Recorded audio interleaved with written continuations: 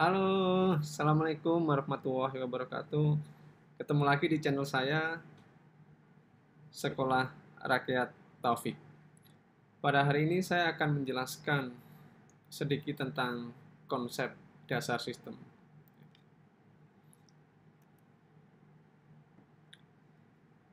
Berbicara tentang sistem, itu bukan menjadi kata-kata yang aneh buat kita dan bukan menjadi kata yang baru buat kita. Karena tentunya kita sering mendengar kata-kata sistem yang diucapkan oleh teman-teman kita. Sebagai contoh, jika terjadi antrian yang panjang, teman-teman kita orang-orang akan bilang, sistemnya nggak benar tuh, wah sistemnya harus diperbaiki dan lain sebagainya. Jika ada sebuah aplikasi di mana sistemnya itu sering uh, ngehang, kita input sering error dan lain sebagainya, maka teman-teman kita akan bilang, sistemnya jelek tuh, sistemnya harus dibenahi dan lain sebagainya. Jadi kata-kata sistem itu sudah sangat familiar di telinga kita. Dan saat ini kita akan meninjau konsep dasar sistem dari sisi akademis. Sebelum kita berbicara panjang, ada pertanyaan yang mendasar. Apa sih yang dimaksud dengan sistem? Sistem itu apa sebenarnya? Ini pertanyaan mendasar dari materi konsep dasar sistem.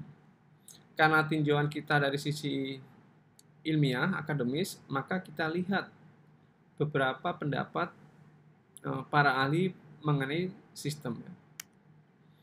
Di sini saya tulis dua pendapat, walaupun sebenarnya ada ratusan, mungkin bahkan ribuan pengertian daripada sistem. Saya memang lebih senang melihat definisi itu dari tahun yang paling lama. Tahun yang lama itu apa sih orang mendefinisikan sistem? Ini kita ambil dari tahun 1984 ya. Saya masih balita, Gordon W. Davis dan Margaret H. Olson sudah mendefinisikan sebuah sistem. Yang pertama, sistem merupakan penjelasan dari sesuatu hal baik abstrak maupun fisik. Sistem abstrak adalah urutan rencana yang saling tergantung gagasan ataupun konsep. Dan itu di kita bisa kita sebut sebagai prosedur, itu sistem. Kita ke suatu tempat, ada prosedur pembuatan ini, itu, dan lain sebagainya, itu bisa kita sebut sebagai sistem. Yang kedua, sistem fisik adalah kumpulan elemen-elemen yang selalu bekerja untuk menyelesaikan suatu tujuan. Itu sebuah sistem. Sistem ada dua, ada sistem fisik, merupakan prosedur, ada juga sistem abstrak.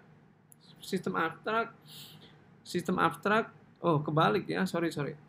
Ada sistem abstrak dan sistem fisik. Sistem abstrak itu biasanya prosedur. Sebagai contoh, prosedur pengisian KRS, prosedur cara melihat KHS, prosedur mengikuti kuliah dan lain sebagainya.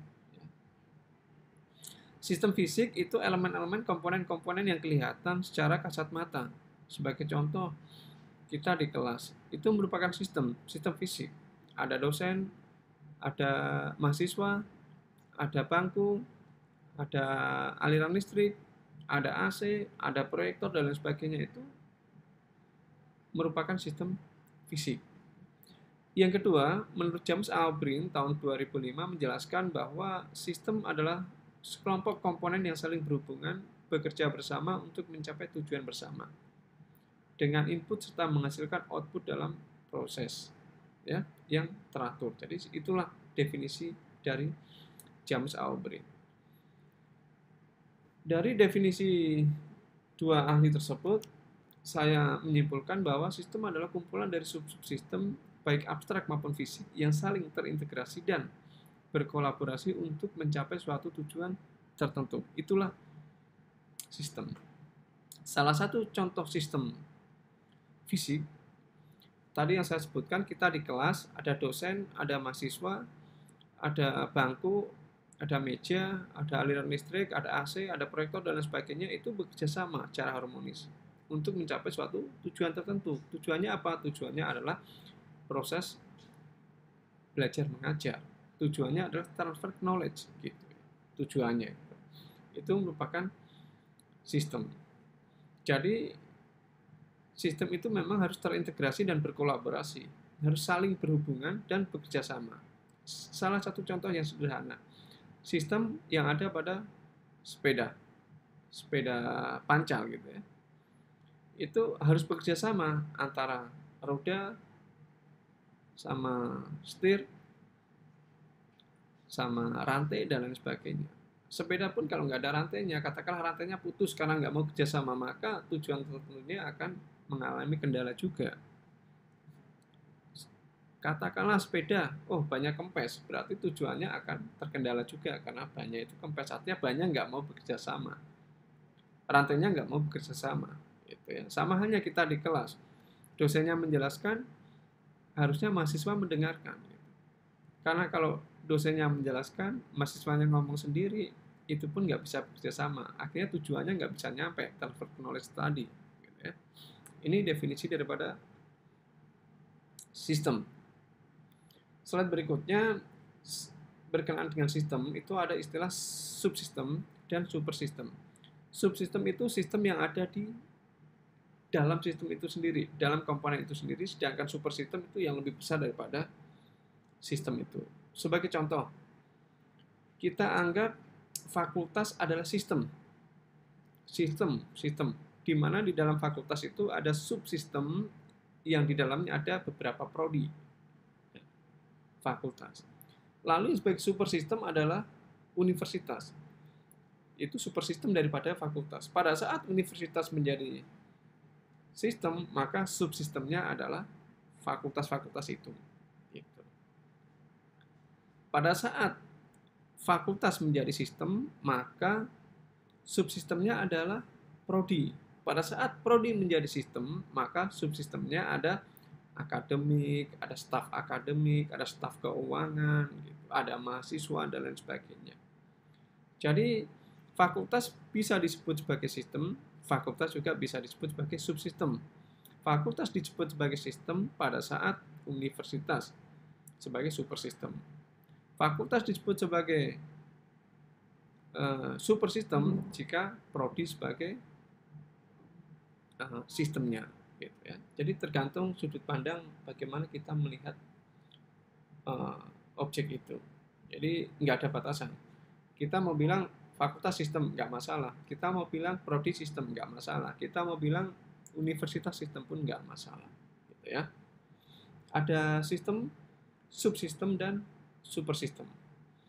Di slide berikutnya, ini merupakan gambaran daripada tadi yang saya jelaskan, proses super sistem universitas. Nah, jika sistemnya adalah universitas, maka subsistemnya adalah fakultas teknik, fakultas kesehatan, fisip, ekonomi. Ini sebagai subsistem. Jika fakultas sendiri menjadi sistem, maka subsistemnya adalah prodi di dalamnya.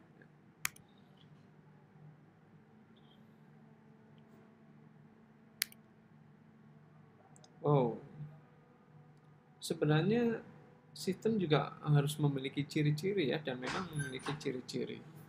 Apa sih ciri-ciri dari sistem? Gitu ya. Sistem itu apa sih ciri-cirinya? Bagaimana sebuah objek disebut sebagai sistem? Tentunya jika memenuhi ciri-ciri tersebut. Ciri-ciri yang pertama, sistem itu memiliki tujuan. Jadi sebuah sistem harus memiliki tujuan. Apapun yang kita lakukan, tentunya pasti akan memiliki tujuan. Ya, nggak ada manusia normal melakukan sesuatu nggak memiliki tujuan. Pasti memiliki tujuan. Kita mau ke mall, tujuannya apa? Lihat-lihat. Tujuannya apa? Cari HP. Tujuannya apa? Cari laptop. Tujuannya apa? Cari yang lainnya. Selain tujuan, sistem juga yang kedua memiliki batas sistem. Memang harus dibatasi, karena kalau nggak dibatasi akan melebar kemana-mana, sehingga susah untuk didefinisikan. Kita bayangkan misalkan di sebuah gedung ada ruang yang berdampingan, ruang A, ruang B, ruang C. Itu jika tidak ada batas fisik sistem, apa yang terjadi? Kelompok di ruang A akan belajar tentang mata kuliah A, kelompok di ruang B akan belajar mata kuliah B. Tidak ada batasnya. Iya kan? Anda bisa bayangin sendiri. Pasti crowded itu ya. Dan dalam implementasi sebuah sistem informasi pun, batas sistem pun harus dijelaskan. Karena kalau tidak dijelaskan, nanti akan melebar kemana-mana sehingga sistem itu nggak selesai-selesai. Itu ya pengalaman saya. Yang ketiga ada subsistem. Yang keempat ada input. Input itu subsistem itu di input. Lalu ada proses. Proses itu kalau kita di kelas yaitu proses belajar mengajar. Ada outputnya itu apa? Outputnya katakanlah sebuah pengetahuan, outputnya sebuah nilai dan lain sebagainya. Nanti timbal baliknya apa? Timbal baliknya apakah ada perbaikan dan lain sebagainya. Ini ciri-ciri sistem. Di dalam buku saya tahun 2013, konsep dasar analisis dan metode pengembangan yang diterbitkan oleh Geraha Ilmu. Slide berikutnya di sini akan menjelaskan model umum sistem. Model umum sistem itu hanya ada 3. Yang pertama input, yang kedua proses, yang ketiga input. Hanya itu. Kita mau berbicara tentang sistem apapun, pasti kita nggak akan keluar dari input, proses, dan output. Inputan itu bisa satu inputan, proses, satu outputan. Bisa juga banyak inputan, diproses banyak outputan. Banyak inputan, diproses banyak outputan. Gitu ya. Jadi intinya adalah input, proses, dan output. Itu. Jadi kalau kita sedang uji mahasiswa KP maupun skripsi, pasti kita paham betul inputannya apa, prosesnya bagaimana, dan outputnya berupa laporan itu seperti apa. Itu konsep umum daripada sistem. Berikutnya kita akan melihat mempelajari tentang klasifikasi sistem. Sebenarnya sih sistem diklasifikasikan menjadi berapa sih? Menjadi apa saja gitu ya. Yang pertama ada sistem abstrak dan sistem fisik, itu yang tadi saya jelaskan, konsep dan bentuk. Saya di ruangan ini merupakan sistem fisik, ada orang, kursi, meja, gedung, batas, dan lain sebagainya. Ada sistem yang dapat dipastikan dan ada sistem yang tidak dapat dipastikan. Yang dapat dipastikan itu biasanya adalah sistem yang sudah paten. Misalnya prosedur ini seperti ini, seperti ini, seperti ini. Jika Anda nilainya lebih tinggi daripada 80, Anda lulus, lebih kecil nggak lulus. Gitu. Ada juga sistem yang tidak bisa dipastikan. Gitu. Itu biasanya probabilitas. Probabilitasnya seperti apa sih? Nah, itu yang tidak bisa dipastikan. Yang kedua sistem tertutup, sistem terbuka. Ya, kita di kelas tentunya sistem tertutup. Namun sebagai contoh sistem terbuka itu perusahaan. Perusahaan bisa disebut sebagai sistem terbuka, bisa juga disebut sebagai sistem tertutup.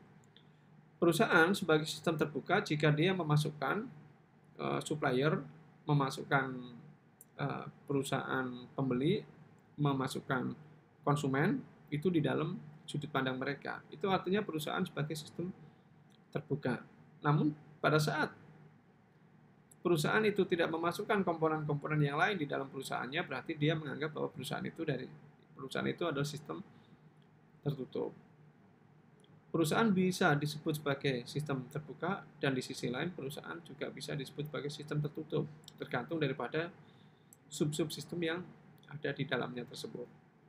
Sistem sederhana, sistem kompleks. Misalkan sederhana adalah sistem yang ada di puskesmas, itu cenderung sederhana. Sistem kompleks adalah sistem yang ada di rumah sakit yang besar, sangat kompleks itu, kompleks sekali.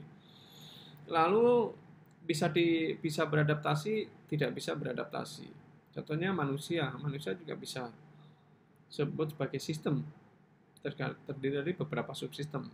Itu manusia juga bisa beradaptasi, bagaimana cuaca pun yang ada, dia bisa hidup. Bagaimana kondisinya, bisa hidup. Tapi di sisi lain manusia juga tidak bisa disebut sebagai manusia yang bisa beradaptasi. Pada saat dia berada di area yang sangat dingin, dia nggak kuat. Dia pada saat area yang panas nggak kuat. Ya, jadi itu tergantung daripada manusia itu sendiri. Lalu sistem buatan Allah dan sistem buatan manusia. Sistem buatan Allah seperti contohnya sistem tata surya itu buatan Allah. Sistem buatan manusia ya sistem kita membuat alur, tata cara pengisian KRS dan lain sebagainya. Lalu yang terakhir ada yang namanya sistem sementara dan sistem selamanya. Sistem sementara itu misalkan sebagai contoh biasanya kita melalui jalur itu. Jalur itu, nah pada saat ada perbaikan ternyata jalurnya ditutup. Oh ya nggak bisa lewat situ, berarti kita harus lewat jalur yang lain. Penutupannya sementara pada saat dibenahi. Sistem selamanya misalkan ya, kita lewat jalur tol dari Jakarta sampai Bandung. Memang sebenarnya lewat jalur itu dan di situ nggak ada masalah. Itu juga sistem selamanya. Sistem selamanya itu artinya sistem yang dalam jangka waktu lama dia tidak tidak rusak dan tidak diperbaiki dalam jangka waktu yang dekat. Artinya lama sistemnya seperti itu terus. Klasifikasi sistem ada 8. Yang pertama abstrak fisik, yang kedua dapat dipastikan tidak dapat dipastikan, yang ketiga tertutup terbuka, yang keempat manusia dan mesin, yang kelima sederhana versus kompleks, yang keenam bisa beradaptasi dan tidak bisa beradaptasi, yang ketujuh buatan Allah, buatan manusia, dan yang terakhir adalah sistem sementara dan sistem selamanya. Ya, ini klasifikasi daripada sistem. Saya kira materi mengenai sistem sudah cukup karena memang ini konsep dasar daripada sistem informasi manajemen ataupun sistem informasi. Jadi materinya nggak terlalu banyak. Oke guys, sampai ketemu di video berikutnya. Wassalamualaikum warahmatullahi wabarakatuh.